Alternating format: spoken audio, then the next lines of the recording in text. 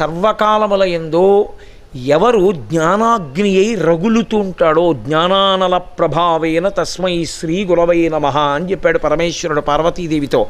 రగులుతూ ఉంటాడు నిద్రపోతున్నా. ఎప్పుడు ధర్మము, కావ్యము, పురాణము, వేదము, స్మృతి వీటి గురించి అలా మననం చేస్తూ ఉంటాడు.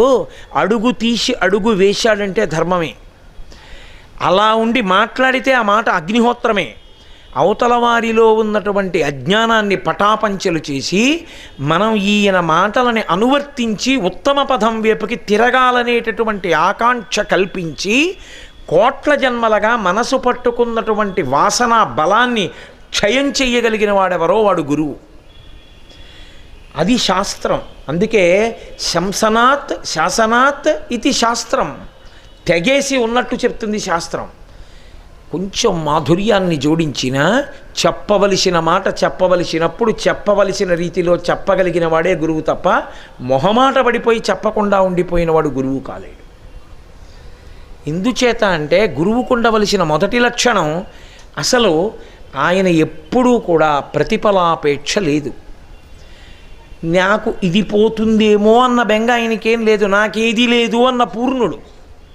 కాబట్టి ఇప్పుడు ఉన్నదున్నట్లు మాట్లాడుతుంటాడు గురువుగారు. అందుకే ఇప్పుడు ఆ గురువు శాస్త్రము రెండూ ఏం చేస్తాయంటే కోట్ల జన్మల నుంచి పాడు చేస్తూ వచ్చినటువంటి వాసనాబలం ఏదుందో దాన్ని పోగొట్టేస్తాయి. అందుకు బుద్ధినిచ్చాడు. బుద్ధి చేత అది నిర్ణయం చేస్తుంది. కాబట్టి దాన్ని ఆధారం చేసుకుని ప్రయత్నపూర్వకంగా మంచి ఎక్కడుందో అటువైపుకి తీసుకుని వెళ్ళగలగాలి మీరు శరీరాన్ని.